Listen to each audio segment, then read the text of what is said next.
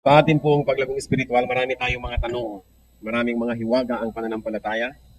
Kanina po sa ating unang service, ang ating pinag-aralan, why do good things happen to bad people? Bakit parang may mga masasamang tao at mali ang ginagawa tapos sila patong maasenso at masaya? At ngayon po ang katanungan na ating sisikapin na napatan ng karunungan ng Diyos, why do bad things happen to good people? Questions are raised whenever bad things happen to good people. To innocent children, to people who are doing good, pagkatapos their life is abruptly ended. Tatanong yung iba, bakit hindi na lang nangyari yun sa mga killers, sa mga prostitutes, sa mga pagans, sa mga backsliders? Bakit nga ba? Why do bad things happen to good people? Panginoon naming Diyos, napakarami po naming tanong. Bagamat maliit ang aming kaisipan, napakarami pa rin hindi lubos na nasasagot at nasisiyahan sa aming mga pag-uusisa. Panginoon, nawa po marapati ninyo na sa sandaling ito, madagdagan ang pagkaunawa namin ng maraming mga katotohanan. Madagdagan ang lalim ng pagkaunawa namin sa inyo at madagdagan ang tibay ng aming pananampalataya. Nihiling namin, Panginoon, na kayo po ang maging tagapagsalita. Bless your people, bless your church. Lift us out of ignorance, out of darkness, and may we have that portion of your wisdom that can be helpful for us to know you more, to love you more, to appreciate you more, and to be more like you. Lord, lead us. Be our speaker, please. We don't want to hear human wisdom. We don't want to hear a human voice, but we like to hear your voice. So we offer this time to you, our hearts, our minds. We offer to you all the mechanics and tools of communication. And may you find your servant as your footstool. Gawin niyo pong tungtungan ng inyong paa, inyong lingkod. Gawin niyo pong daluyan ng inyong mga salita, subalit kayo po ang magsalita at mangusap sa amin. In Jesus' mighty name, we reject all work of evil, all lies, all falsehood, all deception. And we ask for wisdom that we may recognize all of those things, Father, so that we may receive only that which comes from you. In the name of Jesus, we also reject and drive away and frustrate all work of evil men and evil spirits against his holy assembly. And ask you, Father, be King of kings, be Lord of lords. Receive our worship. And may your blessings emanate from your heart to ours. Lord, we enthrone you. We ask you to do what you have planned to do. Do your will, Father. We are your people. Lead us, teach us. In Jesus' mighty name we pray confidently. Why do bad things happen to good people? So, pakitanong yung katabi nyo, ikaw ba good? Kayo ba good? Why do bad things happen to good people? Unang-una, establish natin ang mga dapat ma-establish. There are no really good people. So, kung sumagot sa inyo kanina yung katabi nyo ng yes, sabi nyo, o naman, mapagbiro. Diba? May ilusyon ka yata tungkol sa inyong sarili. There are really no good people. Psalm 14 verse 3, all have turned aside. They have together become corrupt. There is no one who does good. How many, church? Not even one. So no one does good, according to Psalm 14 verse 3. Buti na lang Bible may sabi, kung ako baka i-contest nyo pa. No? The Word of God has said it. Isaiah 53 verse 6, we all like sheep have gone astray. Each of us has turned to his own way, and the Lord has laid on him the iniquity of us all. Alam niyo po, ang mga tupa ay kakaibang mga hayop. Lagi na lang nawawala, lagi na lang naliligaw. Kung may balon, mahuhulog sila. Kung may bangin, mahuhulog sila. In fact, the Dead Sea Scrolls were found in the Qumran caves along the coast of the Dead Sea because there was a shepherd na nawawala na naman yung mga tupa-tupa niyang alaga. So, binabato-bato niya yung mga yung ib sa ilalim na mga nakita niya, mayroon pala ditong daan, baka nandun yung tupa. Lumagotok yung mga palayok na discover one of the greatest archaeological finds of all time, the Dead Sea Scrolls. Talagang laging nawawala ang mga tupa, laging naliligaw, laging nalilito, sumasama sa mga mali, susunod-sunod sa mga fake na mga shepherd. Kaya siguro yun ang ginamit na metaphor para i-describe ang mga anak ng Diyos, sa mga tupa. Lagi na lang naliligaw. Yan sabi sa Isaiah 53 verse 6, we all, like sheep, have gone astray. Each of us, bawat isa, has turned to his own way. Kaya tuloy ang Panginoong Diyos ang pinagbuntunan, ang Panginoong Yesus natin, ang pinagbuntunan ng ating mga kasalanan. Siya ang nagbata, nagdala at namatay para sa mga yon. So ano pong sinasabi ng Isaiah? All have gone astray. Lahat ay naligaw. In Romans 3:23, for all have sinned and fall short of the glory of God. All have sinned. Sasabihin nyo, pati naman po ba naman mga bata, kabata-bata pa, mga inosente pa, bakit naman nagkakaroon ng masamang nangyayari sa kanila? Even innocent children are not altogether clean. Lahat po ay may kasalanan. Sabi ng Psalm 51 verse 5, surely I was sinful at birth. Sinful from the time my mother conceived me. Sabi, sigurado ako masama at makasalanan din. Nung pamang ipinaglilihi ako ng aking ina, ay may kasalanan na ako. It may not be a very personal sin, but it is a generic, it is a racial sin that inflicts all human beings since Adam and Eve sinned. So ina pong isipin, unang-una, bago tayo magreklamo, why do bad things happen to good people? Why do bad things happen to me, to my relatives? We are good. There is no such thing as good people. Some are just less bad than others. But everyone is a sinner. Kaya kailangan po natin yung grasya ng Diyos. Kailangan din na tayo magpatawaran sa isa't isa, mag-unawaan. Kasi wala naman talagang banal. Walang reverend. Walang most holy father. Wala ring sin pecado concebida, conceived without sin. All have sinned and fall short of the glory of God. Tumitindig tayo dahil lang sa awa at grasya ng Diyos. Walang deserving. Although meron namang mas maraming ginagawang mali kaysa sa iba, pero walang taong walang ginagawang mali. So walang sinless, walang good. Only God is good. Sa katunayan, maging ang ating pinakamalilinis na gawain sa tingin ng iba at sa tingin natin, sa tingin ng Diyos marumi pa rin dahil napakalinis niya. Naranasan nyo na ba na kayo may pinagmamalaki sa inyo yung kakilala nyo, ang linis ang bahay namin, ang tingnan nyo, marumi rin naman pala. Hindi kayo kontento dahil iba ang standard nyo. So ano man ang kalinisan ng tingin natin sa ating sarili at sa ating kapwa, kung ikahambing sa kalinisan ng Diyos, marumi pa rin. Man's best deeds are just like rags to God. Para lang maruruming mga basahan. Isaiah 64:6. All of us have become like one who is unclean, and all our righteous acts are like filthy rags. We all shrivel up like a leaf, and like the wind, our sins sweep us away. Ang kasalanan daw natin ay parang malakas na hangin, at tayo para lang mga tuyong dahon na hinahangin-hangin, sinisiklot-siklot ng kasalanan, dinadala dito, dinadala doon, binabali-baligtad, pinapaikot-ikot. At ang ating pinakamalilinis na gawa ay mistulan ng marunuming mga basahan. So, sino ba yun ang clean? So, yung tanong na, why do bad things happen to good people? Ang unang tanong muna dapat, is there such a thing as good people? And obviously, the answer is, wala. Ngayon, ipagpalagay ng merong good. Good not because of our own selves, but because of Christ's blood. Because when we believe in Christ, inari tayong good. Dahil yung goodness ni Lord, kinuha natin. Dahil yung kasamaan natin, kinuha niya. That is what it means to have Jesus as Savior and Lord. Lord, ang dami ko pong kasalanan, be my Savior. O ito po yung aking mga kasalanan sa inyo na. Parang alam niyo yung mga laro na kumisan pinapasa-pasa, pag tumigil ang tugtog, nasa kamay mo, may parusa ka. So ganun din yung kasalanan. Kung sinong tigilan ng tugtog na hawak niya, may parusa. Yung kasalanan natin, ipinasa natin kay Lord. Sa kanya tumigil ang tugtog, namatay siya. Nagbayad. Pero ang ipinasa naman natin niya sa atin ang kanyang kalinisan, ang kanyang kabutihan, at yun lang ang pwedeng matawag tayong good. Yung dahil sa ating pananampalataya sa Panginoon, nalinis tayo, nahugasan, naging good tuloy. But not on our own account, not on our own merit, but because of what the Lord did. At kung ganun yung goodness natin, then there's such a thing as good people. Pwede nyo uling masabi sa katabi nyo, oo, tama pala, good ka nga. Pero hindi dahil sa'yo. Dahil sa pananampalataya mo sa Panginoon, itinuring ka tuloy na good, kahit nga hindi naman. Kinuha kasi ng Panginoon yung kasalanan mo, pinalitan ng kabutihan niya. Yan ang ngayon ang hawak-hawak mo, suot-suot mo ang dugo ni Kristo. So pag nakikita mo ng langit, sinasabi, good, saint, banal, because of faith. Because when you believe in Christ, your faith is translated into righteousness. Kaya tinatawag na righteous through faith. At kung tayo po yung good na yon, then no bad thing happens to good people. Walang malas na Kristiyano. Walang naku, minalas ka no. May masamang nangyari sa amin.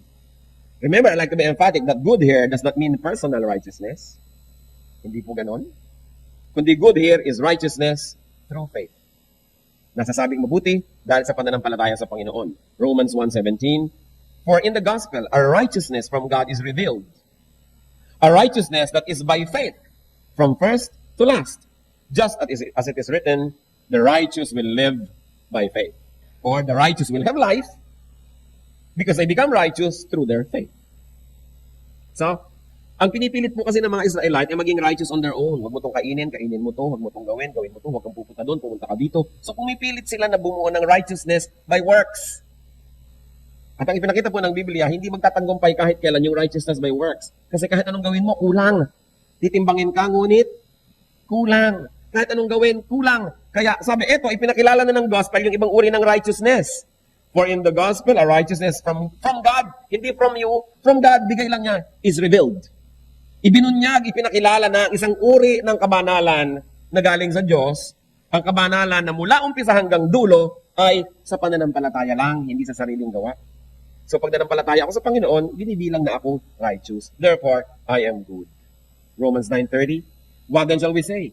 That the Gentiles who did not pursue righteousness have obtained it. A righteousness that is by faith. Sabi, kita nyo yung mga hindi Israelita, kain ng kung anong bawal. Iba ang araw ng pangiling, hindi katulad ng mga Hudyo. Iba ang ayuno, iba ang araw ng kanilang pagsamba, iba ang sabat, yung mga hindi mananampalataya, lahat na ng kasalanan ginawa, hindi sinusunod ang mga utos ni Moses. Sabi niya yun, para naging righteous. That the Gentiles who did not pursue righteousness have obtained it. At paano nangyari? A righteousness that is by faith, not by works. Sapagkat silang mga hindi Hudyo ay naniwala kay Jesus, ang kabalanan ni Jesus inilipat sa kanila at kinuha ni Jesus ang kasalanan nila. Mas napabuti pa sila kaysa sa mga Hudyo na pilit ng pilit maging mabuti pero tinanggihan si Jesus. Kaya ang kabutihan nila, inaasa nila sa sarili nilang gawa, kulang tuloy, hindi sila nagiging mabuti kahit kailan. Kaya sabi, this is a different kind of righteousness, a righteousness that comes from God. So yun lang yung nagiging good. In fact, yun ang nagiging Christian. Yung tayo'y mabuti, hindi dahil mabuti talaga tayo, kundi nananampalataya tayo sa Panginoon. Kuminsan nagdurugunan, lalamunan natin, kauulit nito, nagdadugunan ng tenga nyo, karirinig pa ulit-ulit. Kasi napakahalagang maintindihan, ba't ba tayo righteous? Bakit tayo nagiging katanggap-tanggap sa Diyos? Hindi dahil sa gawa natin. At kung tayo nagiging good, dahil ibinigay lang ng Diyos yung goodness natin, wala rin tayong karapatang magreklamo at manumbat sa Diyos na bakit po ako good, may nangyayaring bad. Eh yung goodness mo naman, hindi mo naman na-achieve. Ang lakas ng loob mo magreklamo. Yung goodness mo naman, ibinigay lang sa'yo. Tapos ngayon, gagamitin mong panumbat sa Diyos. Ako po, good. Nagtuturo ako sa Sunday school, na-born again ako, nagtatayt ako, good ako. Bakit nagkakasakit pa rin ako? Eh bakit mo ipapangahas isumbat sa Diyos yung pagiging good mo? Yung good na inibigay lang din naman niya. Kaya dapat tayong lahat ay lumulugar sa sarili. So good is not my own achievement. What else can good mean? Living in God's will and living according to God's purpose. Diyan po. Paminsan-minsan, o depende sa tao, madalas nagiging na tayong good. When after being made good through faith, in our daily lives ngayon, we do really what is good. Then nagkakaroon tayo ng good moments. Pero alam niyo naman na hindi naman laging ganun yun. Nagkakaroon din ng bad moments. Kaya yung good na yun, nandyan kumisan. Nandyan. At wala naman kumisan. But those who live according to God's will and live according to God's purpose are also called good people. And who else is good? Those who love God. So in that case, we can be called good. Because we love God even when moments when we fail. Mahal pa rin natin, kaya nga tayo nagigilty. Kaya nakikita niyo po, very complex yung meaning ng good. I can never be good on my own, but if I believe in Jesus Christ, I am wholesale declared good. Pero during that period of my life, na born again ako, naging Christian ako, naging good ako through faith, may mga moments na actually I am good, mayroong moments na actually I am not. So dalawang klase ng goodness. Isa yung ina-achieve ng sarili natin through God's help, at isa yung talagang bigay na bigay lang, at yun ang kailangan sa salvation. Romans 8:28. Ano po sinasabi natin dito kasi what's the point we're making? That no bad thing happens to good people. At i-define lang natin kung ano yung good na yun. Romans 8:28, and we know that in all things, God works for the good of those who love Him, who have been called according to His purpose. So all things that happen to those who love God, do you love God? All things who happen to those who are called by God, and we have been called by God out of darkness into His light, all things that happen to those who love God and are called by God are blessings. Malinaw po ang Romans 8:28. Sabi ng ibang versions, everything that happens is a blessing to those who love God and obey His commandments. In other words, you love God. Pagkatapos may nangyayari pa rin sa'yo na parang bad, hindi yan bad, good yun. O kaya you were called by God for a purpose, for a mission. Pagkatapos may nangyari na sa tingin mo bad, hindi yun good. Kasi sabi po ng Romans 8:28, all that happen to those who love God and who are called by God, everything that happens to them is good. So bakit parang tingin ko hindi good? Tingin lang natin yun. Pero ang sabi ng verse, everything that happens to those who love God and who are called by God is a blessing. What are these things that sometimes we call bad? Sometimes, kinakapos ka ng pera. Mahal ko ang Diyos. Bakit kapos ang pera ko? Bad yun. Sabi, mahal mo ba ang Diyos? Tinatawag ka ba ng Diyos sa kanyang calling, mission, sa kanyang mission? Yes. Eh hindi bad. Eh paano naging good na kulang ang pera ko? E paano kung marami kayong pera, baka maligaw kayong landas? Baka hindi nyo kayang humawak ng maraming pera. Marami sa atin, sanay na from birth, humahawak ng konti. Pero hindi lahat ay sanay humawak ng marami. Kaya mas maraming nasisira pag maraming hawak kaysa sa konti. Kaya therefore, blessing naman pala na hindi ako binigyan ng marami. O, ano pa? Bakit hindi ka kasing ganda ni Venus de Milo? Blessing, kasi kung naging ganun ka parang kaganda, magiging kang marupok. Magiging kang salawahan. Magiging kang mayabang. Kaya naging kamukha ka ng lata ng Milo. O di, blessing. Kasi sabi, mahal ko ang Diyos. Sumusunod ako sa Kanya. Nothing bad happens to me. Eh di, blessing ito. Kaya ang dapat po, mabuksan yung mata natin at makilala natin kung paano naging blessing yun. Loss of things, loss of people.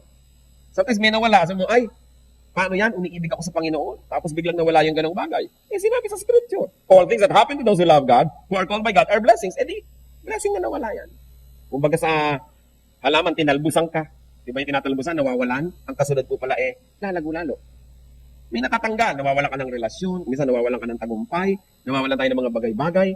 Minsan mayroong isang naggagagapang dyan sa lahat ng mga silya dahil nawala ang isang hikaw.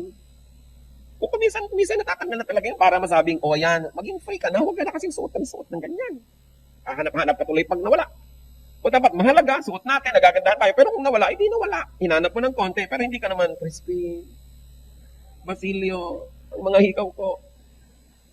Kasi nagiging slave tayo ng mga bagay, yung minsan na tinatanggal para ka pala maging free. Meron ng mga hahabol-habol sa asawa, talagang kutakot-takot na hirap ang ginagawa, tapos biglang sumakabilang buhay yung asawa, sabi, sister, anong nararamdaman mo? Relief pala, sabi niya. Lumaya pala ako. Kasi hindi po lahat ng nawawala ay kawalan, lalo't mahal natin ng Diyos, sumusunod tayo sa Diyos, because all things that happen are blessings to those who love God. Ang dapat nakita natin kung paano nagiging blessing. Sometimes, tumatanggap tayo ng discipline and correction in the form of pain, sorrow. Kumisan napapahiya tayo, yung pala mabuti, naging humble tayo. Kasi kung lagi tayo nagiging matagumpay, sobrang yabang naman ang nangyayari sa atin. Tulad ni Paul, meron siyang pain in the flesh, meron siyang thorn in the flesh. Sabi niya, 3 beses na ako nagmakaawa sa Diyos, alisin ito. Ayaw naman ng Diyos alisin. Sabi, mabuting nandyan yan to keep you humble. At ang lagi mo ko maalala.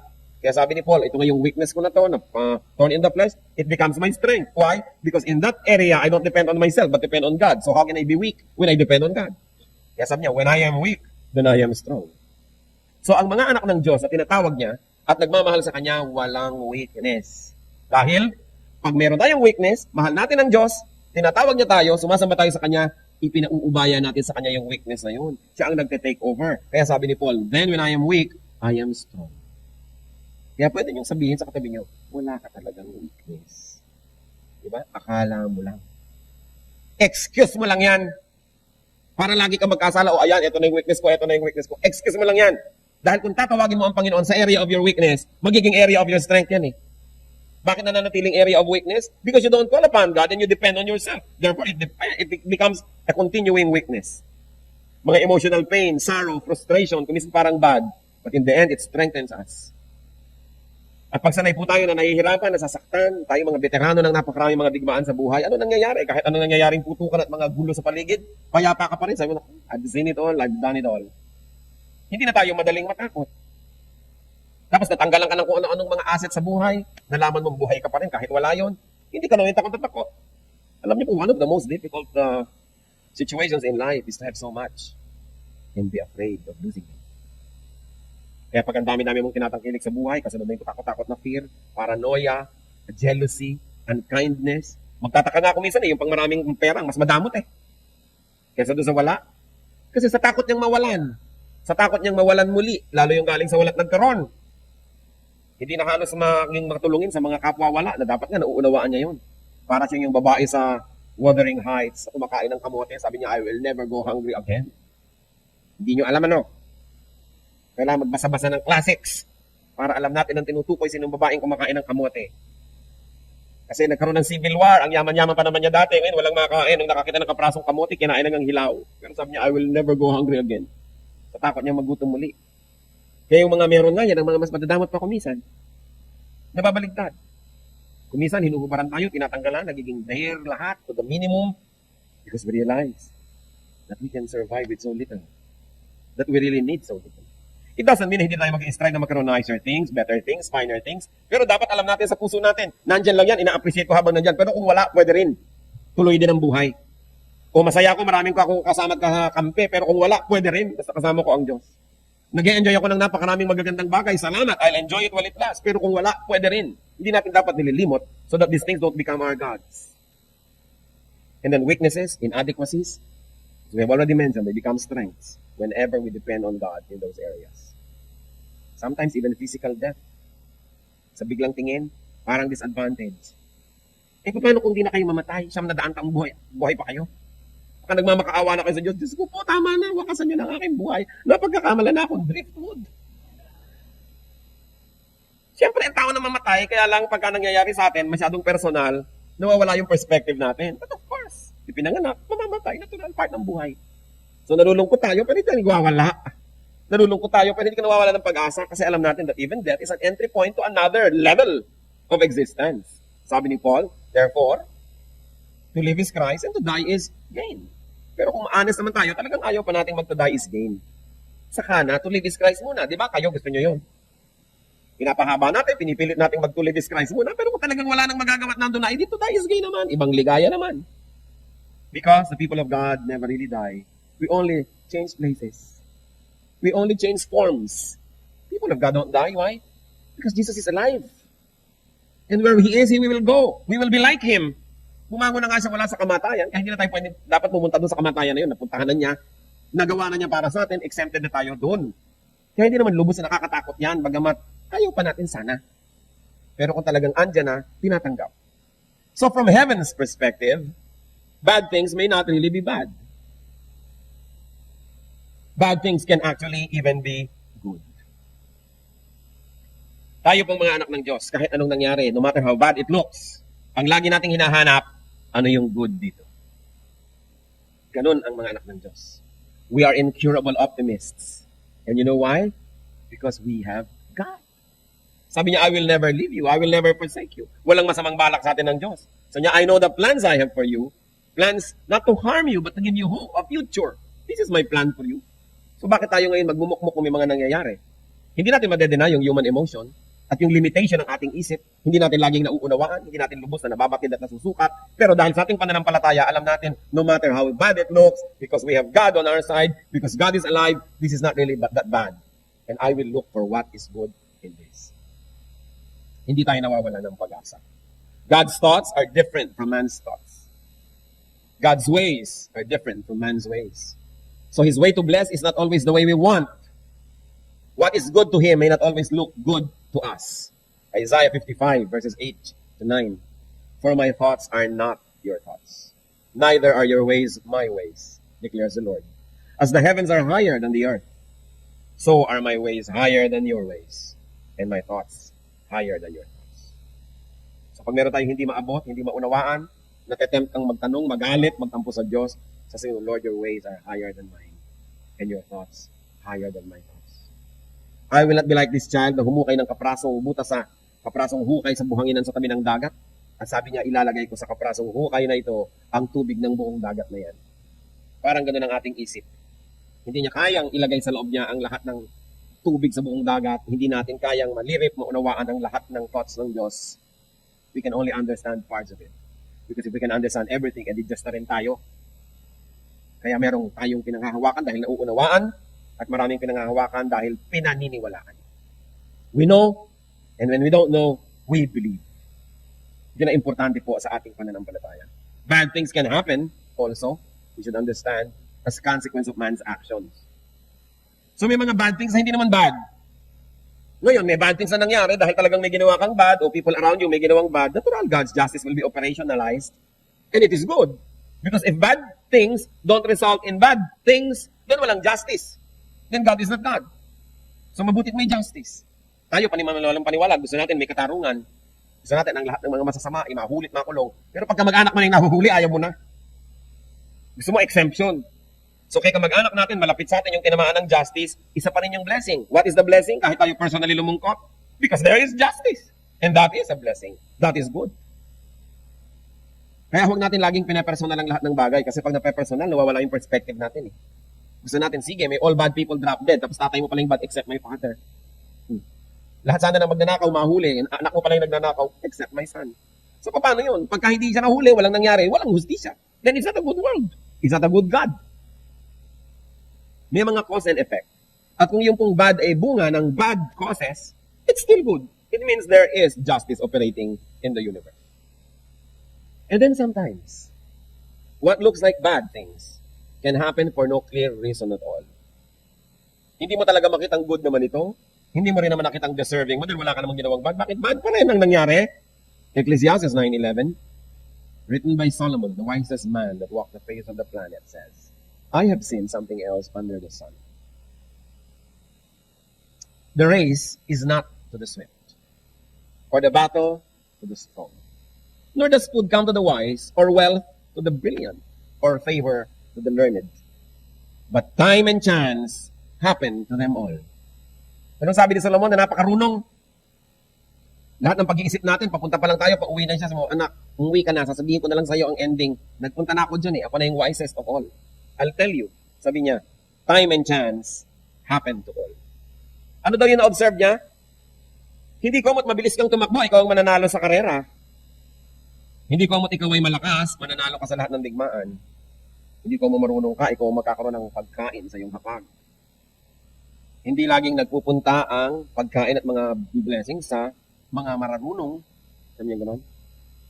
O hindi lahat ng marunong ay favor ang kanilang natatamasa. So niya, alam niyo, ang isa kong naobserbahan sa buhay. At pinasikot-sikot ko na at inisip-isip ko na wala namang mas matalino kaysa sa akin, kaya makinig na lang kayo. Sabi ni Solomon, time and chance happen to all. May mga bagay na walang dahilan nangyayari. Walang dahilan vis-a-vis our brain. Walang reason when it comes to referring to our intelligence. Sabi, hindi natin maabot, hindi natin alam, nangyayari. So may mga marurunong na naghihirap sa buhay. Meron namang ka-eskwela mo nung araw, nangongopya lang sa'yo, ang yaman ngayon. May mga matutuwid na hirap na hirap. Meron namang mga kumisan eh, hindi matutuwid, sila pa itong mukhang maginhawa. Sabi ni Solomon, time and chance happen to all. Hindi lahat mauunawaan ng human logic. So anong gagawin natin kung sakaling yun? Una, sinabi natin na wala namang good. So pag nangyayari yung bad sa'yo, dahil bad ka kasi, natural lang. So that's the reason. Pangalawa natin sinabi, kung talagang good ka because of Christ, walang bad na mangyayari sa'yo. Akala mo lang bad yan, pero hindi. Pag none of the above, pangatlo pa rin, hindi mo maunawaan, huwag mo nang unawain. Sabi ni Solomon, nangyayari talaga yun. Anong dapat mong gawin? Accept your lot. Tanggapin nyo. Naniniwala tayong may Diyos. Nakaupo siya sa kanyang trono. Siya'y makapangyarihan. Kilala niya tayo. Alam niya ang ating sitwasyon. Ginagawa natin ang lahat ng magagawa natin. Sinisikap natin maging tama. Nangyari pa rin ito. Anong gagawin mo ngayon? Accept it. Because if you won't accept it, you have only one other choice. Labanan mo ang Diyos. Magreklamo ka, magrebelde ka. O may panalo ka ba doon? Kaya sabi, tanggapin. Ecclesiastes 5:19. Moreover, when God gives any man wealth and possessions and enables him to enjoy them, what must you do? Accept his lot and be happy in his work. This is a gift of God. But remember that these two can be reversed. Pwede mabaliktad. Bakit po pag tayo nakakatanggap ng magagandang bagay, hindi tayo nagre-reklamong, Lord, what is your justice? Hindi ko dapat matanggap to. But pag may nagregalo sa atin ng magandang hindi natin inaasahan, sabi mo, Lord, napaka-unfair nyo. Bakit ako nakatanggap ng gift? Dapat hindi. Pag naglalakad kayo, may napulot kayong 1,000 pesos. Lalo dyan sa hagdan dyan, maraming napupulot dyan. Baka lahat doon dumaan tuloy. Pag napulot mo, pati mo sabihin, Lord, hindi ko dapat ito mapulot. Dapat iba. Bakit hindi tayo nagre-reklamo? When things we like happen. Pero pag ayaw natin yung nangyayari, nagre-reklamo tayo. Lord, bakit sa akin nangyari to? Bakit sa akin nangyari to? Dapat pareho lang. When we receive good things, we don't complain. When we receive things that don't look good, we don't complain. Sinisiyasat natin kung karapat-dapat ba mangyari sa atin. Kung karapat-dapat, edi salamat, makatuwiran ng Diyos. Ngayon, kung hindi naman, maniniwala kang ang Diyos ay talagang makatuwiran, so itong nangyayari ito ay mabuti pa rin. Although sa limited kong pananaw ay hindi. At kung binaligtad mo na lahat ang isip mo at ang verses, hindi mo pa rin maunawaan, sabi ni Solomon, time and chance happen to all. Manahimik ka, pasanin mo ang papasanin, lakarin mo ang lalakarin, languyin mo ang lalanguyin, dahil alam naman ng Diyos ang katayuan mo, hindi kanya nakakalimutan, hindi kanya pinapabayaan, malalaman mo rin yan pagdating sa dulo, so tapusin mo yung mission mo sa buhay. Huwag lang tayong tumatanggap ng mabuti. Pag sa tingin din natin, hindi masyadong mabuti, tanggapin pa rin. Sa Job 2, verses 9 to 10, nung kutakot-takot na dilubyo nangyari sa pamilya ni Job, si Job, praise the Lord pa rin, praise the Lord. Namatay ang mga anak, nawala ang kabuhayan, nagkaroon ng sakit mula ulo hanggang paa. His wife said to him, are you still holding on to your integrity? Curse God and die. Can you imagine itong kasawang to? Nung si Satanas ay humingi ng permiso sa Diyos, alisin lahat ng mabuting bagay sa kanyang buhay. Nawala ang kayamanan, nawala ang mga anak, nawala ang mga katulong, nawala ang kalusugan, natira ang asawa. So hindi pala siya mabuti. Siyang itinira, kakampi ni Satanas. Gusto talagang sirain si Job ang itinira yung asawa. Sabi ng asawa, pinamiwangan siya, ano, praise the Lord ka pa rin? Ba't di mo lang sumpain ng Diyos tapos mamatay ka na dyan? Praise the Lord, kung ano nangyayari sa buhay natin. At sabi niya sa verse 10, you are talking like a foolish woman. Shall we accept good from God and not trouble? In all this, Job did not sin in what he said. Naghinagpis siya, nalungkot siya, sinira niya ang kanyang damit, naglagay siya ng abo sa kanyang ulo, talaga nagluksa, pero hindi sinisin Diyos. Sabi niya sa asawa niya, bakit nung dating ang bonanza sa buhay natin, hindi ka nagrereklamo sa Diyos na hindi tayo karapat-dapat tumanggap? Bakit ngayong binabawi, nagrereklamo ka na hindi karapat-dapat mangyari sa atin to? Dapat what you do on both sides of the equation, pareho. Kung magrereklamo ka when bad things happen, dapat magreklamo ka rin when good things happen. Pero dahil hindi ka nagrereklamo when good things happen, huwag ka rin magreklamo when bad things happen. Dapat pareho yan, para may balance. So what do you do when such things happen? When bad things happen to good people, depend on God. Good ka naman pala eh. Alam nga namang hindi ka iligtas ng Diyos. Hindi ba kakampi ng good yung good? Alam nga namang ipahamak ka ng Diyos dahil good ka. So, hold on. Proverbs 3:5. Trust in the Lord with all your heart. And lean not on whose understanding? On your own understanding. Every single cell in your brain tells you na mali ang Diyos. Naku, huwag kang maniwala sa brain mo. Every single argument you have learned in life tells you na mali ang nangyayari sa buhay mo. Walang katarungan ng Diyos. Huwag kang maniwala sa sarili mo. Sabi, trust in the Lord with how much of your heart? All your heart. And lean not on your own understanding. So mahalaga, do not be a judge. Pag sinabi nyo kasing, siya ay mabuti, bakit masama ang nangyayari sa kanya? China-challenge nyo ang karunungan ng Diyos. Anong malay nyo kung mabuti nga yun? Sabi nga sa Bible, kahit ang pinakamabubuti nating gawa, marami pa rin. Minsan, bigay ka ng bigay sa kapwa. Yung pala, nagpapa-invest ka lang para makontrol mo ang buhay nila dahil bigay ka ng bigay. O bigay ka ng bigay sa charity para malagay ka sa plaque, yung pangalan mo nandun sa kanilang tarangkahan. O kaya para ka mapuri o para madyaryo. O bigay ka ng bigay. Actually, binibigay mo lang naman produkto mo para i-promote. So, investment lang yun. O bigay ka ng bigay ng mga damit kasi ang dami mo na, ang sikat na cabinet, namibigay ka na tuloy. Talagang mabuti ka, ibigay may bago. O, iba't yung luma. Hindi, pinapaluwag mo lang cabinet mo, nagbibigay ka nung hindi masakit. Pero yung masakit ayaw mo ibigay. Ang tunay na pagbibigay, yung mahapdi. Yung ang sakit, ibinibigay mo pa rin. Yun ang bigay. Di po ba? So nakikita natin, kahit yung pinakamabubuti nating gawa, minsan may kakambal pa rin karumihan. Minsan ang alaga-alaga mo sa asawa mo para pag wala ka pala, miss na miss ka. O ibig sabihin, you want the person to be dependent on you. Minsan yung ina o yung ama, alinman, sobrang magmahal sa anak para, sinong mahal mo? Tatay, nanay. Para ikaw ang panalo.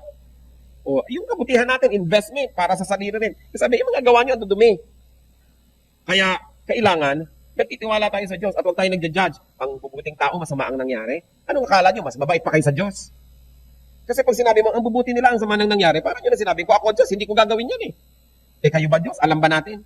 Alam ba natin? Sabi nga sa Bible, wala namang mabuti. Meron lang less bad than others. But no one is righteous. So huwag natin sasabihin, good yun. Kasi judgment yun. Bad yan. Judgment yun. What do we do? Have faith in God. Rely on God when bad things happen to us and to other people. So what can we learn? Enjoy whatever is at hand. Enjoy whenever possible. Dahil hindi lahat ng araw ay pareho. Malakas kayo ngayon, gusto nyo akyatin ang bundok Taal, akyatin nyo na. Hindi ako nagbibiro. Mamaya, paglabas nyo dito, tumuloy na kayo doon. Nakakatiyak ba kayong malakas kayo bukas? May gana kayong kumain ngayon, kumain na kayo. Baka bukas, bawal na. Dalawa lang naman ang uri ng tao eh. Yung gustong kumain pero hindi maka-afford, at yung makaka-afford pero bawal. So, kailangan, kung na-afford mo at pwede, gawin na. Meron kayong gustong gawin? Gusto nyo mag-aral ng balay? Mag-aral na kayo. Kasi rurupok na ang inyong mga kasukasuan at lulutong mga buto nyo, hindi lagi pwede. Gusto nyo mag-aral ng piano? Gawin na. Gusto nyo mag-enjoy sa buhay? Gawin na. I was talking to one very popular couturier. Dinalaw ko yung bahay niya, pinag-uusap-usapan kung gaano kaganda. At minsan nandun ako sa vicinity. At meron kami pinag-uusapan, sabi ko, alam mo, kumisa gusto ko mag-wood carving eh. Kaya lang, ang busy ko ngayon eh. Alam, sabi niya sa akin, gawin mo na. Hindi ka naman nakakatiyak na laging steady ang pulso mo. Tama nga. So, titiyakin ko nang mag-wood carving na tayo agad. Kasi, hindi lahat ng araw ay controlled natin. There are really bad things that can happen. So, habang good, enjoy it. Pag dumating yung bad, at least may alaala ka ng mga good, pampalakas. Para bang kung may tag-ulan, may tag-buto, meron kang in-store, meron kang hinanda, o magutom ka man ngayon, naaalala mong di bali, ang dami ko na naman nakain eh. So, meron kang pampalakas sa iyong kalooban. So, kung pwede po tayo maging masaya, sumaya na. May papatawarin kayo sa buhay, patawarin nyo na. Hihingi kayo ng tawad, sige na, gawin na, huwag nang tagalan. Dahil hindi tayo nakatitiyak sa pag-andar ng panahon. Sabi rin sa Bible, you do not know what a day may bring forth. At ano po sabi ng si Solomon na naman, na nag-observe ng buhay kay runong-runong, Ecclesiastes 3, verses 12 to 13. I know that there is nothing better for men than to be happy and to do good while they live. That everyone may eat and drink and find satisfaction in all his toil. This is the gift of God. So ano daw yung gift ng God? Na tayo makainom, makakain, magkaroon ng kasiyahan mula sa mga bunga ng ating pagsisikap. So huwag nyo na masyadong i-withhold ang inyong kaligayahan. Mayroong sobra naman magtipid. So habang nagtatabi tayo ng konti para sa future, dapat marunong din tayo mag-enjoy yung here and now kasi hindi nyo alam kung nandun pa kayo sa future. Sabi niya sa Ecclesiastes 3:22. So I said that there is nothing better for a man than to enjoy his work because that is his lot. Or who can bring him to see what will happen after him. Ang sinasabi niya, enjoy his work. So, nag-e-enjoy ba kayo sa trabaho nyo? Kung di kayo nag-e-enjoy, layasan nyo yan, hanapin niyo yung mag-e-enjoy kayo. Kasi sabi ng marunong na si Solomon, there is nothing better than to enjoy your work. Kasi kung hindi na kayo nag-e-enjoy sa trabaho nyo, hindi pa kayo enjoy sa sweldo, di sobra naman kayong kawawa. Eh ngayon, nag-e-enjoy kayo sa trabaho nyo, pero hindi naman masyadong malaking income, pero yung trabaho mismo is a reward, di sumasaya tayo sa buhay. Yung iba, takot na mag-career shift. 40 na po ako, 50, pwede pa ako mag-career shift. Balak niya namang mamatay 2 years from now. Hindi pa po, pwede pa. Plan as if you're going to live for another 100 years. But live in holiness as if you're going to die now. Then you will be in a good situation in life. So, really, there are things that can seem to happen that are bad. Bad from our point of view, but probably not bad from heaven's point of view. Pero hindi pa rin natin ma-deny na sa tingin natin bad pa rin. Pero alam nyo, there is no perfection in this planet that not even bad things cannot be perfect. Laging titigil din yan, magkakaroon din ng good. Kasi even terrible things cannot be perfect. Eh, kulang pa rin yun, makakasingit pa rin yung good. Kaya pag nandun yung good, enjoy it. Pag dumadating yung difficult times, have faith in God. Depend on God. Trust in God. Travel on as best as you can because you know that God is with us every step of the way. Why do bad things happen to good people? There are no good people. So when bad things happen, dapat nating sabihin, tama lang, we deserve it. And because of that, hindi tayo nagkakaroon ng sama ng loob sa Diyos, hindi tayo nagagalit. But it doesn't mean titigil na tayo doon. Because we have God in our hearts. We can always work for the betterment and for the improvement of our situation. And for all intents and purposes, matapos nating sikaping maunawaan ang lahat ng bagay at sa tingin natin, bad pa rin, rely on God. Because our weaknesses can become our strengths. And because God is good, then bad is going to be temporary. Because permanent ang good. What is permanent is what is good. Ano po ang sitwasyon natin sa buhay ngayon? Are you thinking, there are some bad people who are having a good life? So anything that is better than hell, we should be thankful for. Because people don't deserve anything better than that. But because of God's grace, He gives us a way out and enables us to enjoy many things that we don't truly deserve. Dear Lord, may you examine our hearts. Sa mga nakikita po namin kuminsan may mga nagrereklamo, bakit may masamang nangyayari sa mabubuting tao. Turuan mo kaming maunawaan yung mechanics ito.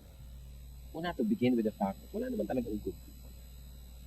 That because of sin, everything has been twisted and the bad things that can happen as a result of sin is nothing but results of justice. Turuan niyo po kami, Lord, to appreciate your justice kahit pa nga kuminsan nagiging personal yung application nito. Pakita niyo sa amin, Lord, that we should be godly kahit na po ang tinatamaan ay kami o mga taong malapit sa amin. And then again, Lord, give us the wisdom to know what cannot be known and to understand that we cannot know everything. That our mind is limited and we can fully comprehend how you work, how you operate in our life.